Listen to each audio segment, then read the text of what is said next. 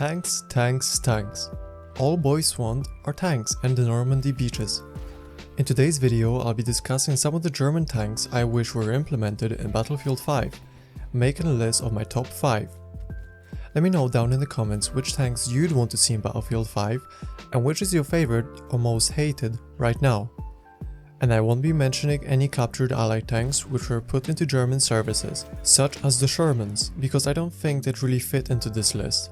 But anyway, I hope that you enjoyed this video, so let's get right into it. Taking number 1 on this list is the Ferdinand. This was a tank destroyer which wasn't supposed to exist.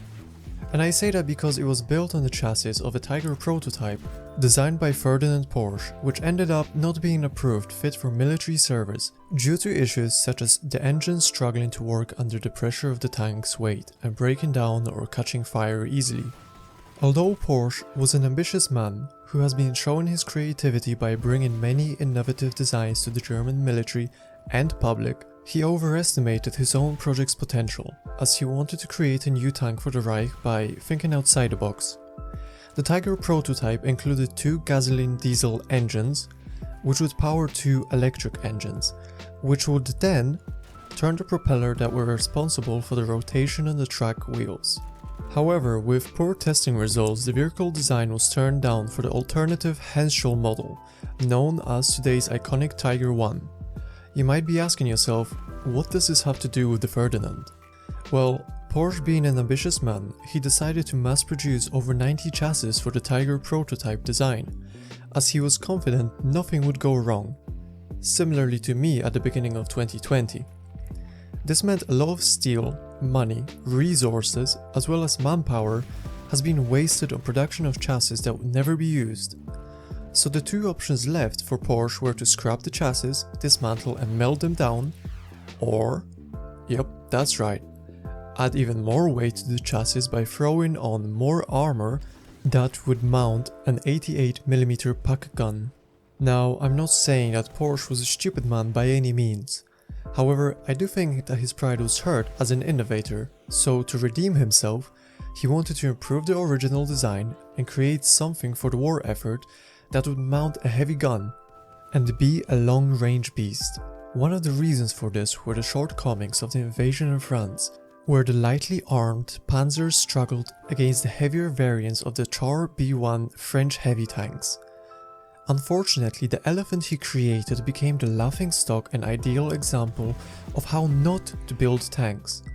This is because when the Ferdinands were deployed into the battlefield, some of them broke down before they could even turn on. Some broke down before they could reach the designated location, and others broke down during the battle or were abandoned and destroyed by their own crew. However, the reason I think this tank could fit into Battlefield is simple. The game doesn't have to reflect all the faults the real life variant of the tank does. It could be the direct opposition to the Churchill tank destroyer, with low speed and a very heavy long-range gun. Next up is the Jagdpanther and the Nashorn. The reason I put these 2 on the same spot is because I feel like they have some similarities, as well as the Jagdpanther being the replacement for the Nashorn. At the beginning of the war, Germany needed some heavy-hitting tank destroyers to go up against the Soviet KVs and T-34 tanks, as well as some heavy Allied tanks later on in the war. This is because the light armament of the Panzer IIIs and IVs kept on struggling to penetrate the Soviet steel and being outmatched during the early encounters with the Red Army vehicles, such as the Battle of Rasenai, where just a single KV-1 was able to hold down its position for an entire day versus the whole German Panzer division. And don't get me started on KV-2s. Anyway, in 1942 the Nashorn comes in, built on Panzer III's chassis and mounting a 43 puck gun, which would eventually be mounted on the Tiger 1 and the Jagdpanther. This was an ideal tank destroyer for the Germans, as it could carry a heavier variant gun in addition to bigger mobility. However, due to the lack of armor, this tank destroyer was used for long-range and ambush-style combat, in order to avoid direct engagements with the enemy vehicles. Even with great military success till the end of the war, the Nashorn's light armor and tall structure was an issue, which led the Germans to pursue a heavier armored Jagdpanther, which was pushed into production in 1944. just as you guessed it, built on the chassis of a Panther. Because the Nashorn was used wildly across the fronts, I think that it could have been added alongside the Eastern Front expansion to portray the conflict against the Soviets, while the Jagged Panther could have been added to the game once DICE added the USA factions to the base maps to portray the Allied invasion of Europe, as the Jagged Panthers were deployed to fight the Allied forces in Normandy. They would have fit well alongside or in replacement of the Stugs, giving the players a variation of historically accurate vehicles from across the fronts.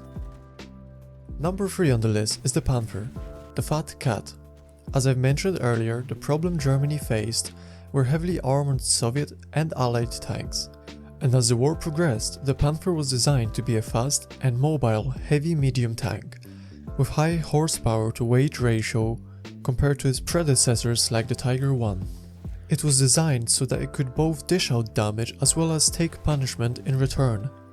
It mounted a 75mm 42L 70 gun, which had a high velocity and long range capabilities used to obliterate tanks like the Churchills or Pershings, and newer variants of the Soviet T-34-85 and the Joseph Stalin tanks. In addition, it had a new armor design improved from the Panzer IV and Tiger's square block aesthetic. The Panther featured a sloped frontal armor, which could help it to ricochet incoming projectiles, as well as make the armor more efficient, although I doubt it was really designed to be aerodynamic. Furthermore, it was deployed between 1943 till the end of the war, seeing service in both the Eastern and Western Front. I think that this tank would be yet another great addition to the late stages of Battlefield 5, where it could be a great opponent to the Sherman tanks, which are similarly mobile and paired with strong offensive capabilities in-game. However, the Panthers outmatched the Shermans in combat, while their downfall was quality over quantity. The Panther has been considered the best tank of World War II, and rightfully so in my opinion. It could be used as a replacement for the Panzer IV in later stages of the game, and locked to the specific maps featuring the American versus German factions. I know, so far I've only mentioned tank destroyers, and this is yet another one, but these vehicles were total and utter beasts, which were flawed by their own perfection. The Jagged Tiger, built on the chassis of a Tiger II, mounted a huge 7-meter long cannon of 128mm caliber, which could shoot AP and HE rounds, which weighed around 28 kilos each. This tank had a 3.5 kilometer range, which would destroy anything the Allied forces deployed on the battlefield. Only 80 of these have been built between 1944 and 45. Unfortunately, with limited resources for repairs and fuel resupplying, many of these tanks saw little action against the Allied forces and were destroyed or abandoned hastily due to lack of crew skill and experience, engine breaking down because of its weight, or after suffering small damage caused by bad maneuvering or exposure of its side armor to the enemy tanks or infantry. With the interior design placing ammunition near the side of the tank, there have been reports of the Jagged Tiger being destroyed by a single bazooka shot at it from the side, causing the tank ammunition to explode. These tank destroyers were deployed to the Ardennes region per Hitler's personal order, instead of fighting on the Eastern Front. However, the winter snowy conditions prevented them from reaching the front lines.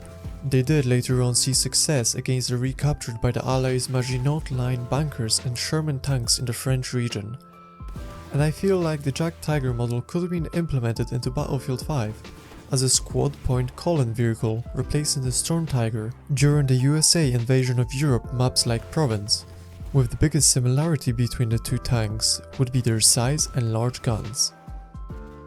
Some mentioned worthy vehicles are the self-propelled artilleries, such as the Grille, Vespa and Hummel.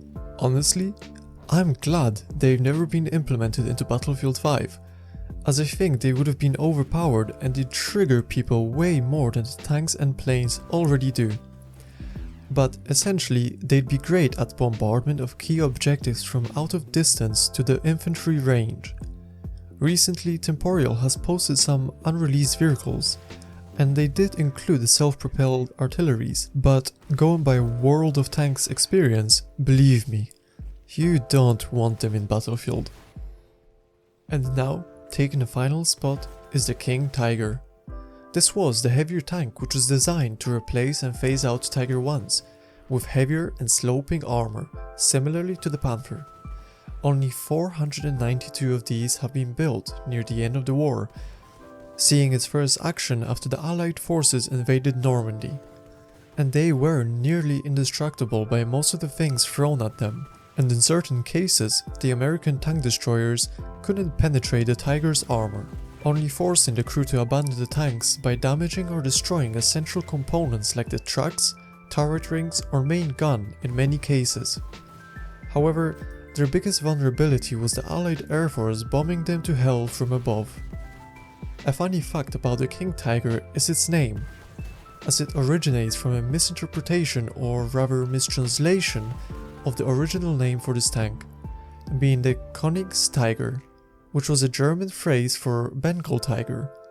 But in my opinion, both names fit this predator either way, as it was mounted with a KWK 42 88mm gun, which could penetrate 5 inches of frontal armor at the range of 2 kilometers. To put this into perspective, tanks like the Sherman and T-34s only had around 2 inches of armor thickness, while the Churchill hull had 4 inches, which is probably why this tank was so feared on the battlefield.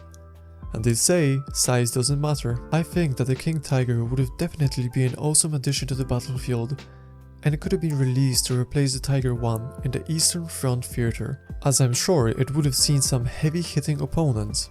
The Tiger 2's mobility, armor and punching power would have excelled at challenging the Soviet T-34s and Allied Pershings. Well, I hope that you've enjoyed this list, and if you did, make sure to leave a like and let me know down in the comments which is your favorite German tank in Battlefield 5 or in history.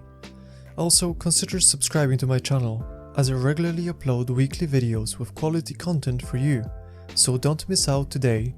And be sure to check out some of my other gaming and cooking content on my channel, and stay connected to me on social media to let me know what content you'd like to see on this channel, to help me improve and grow. But for now, I wish you all a good day or night, wherever you may be, and stay safe. Till next time.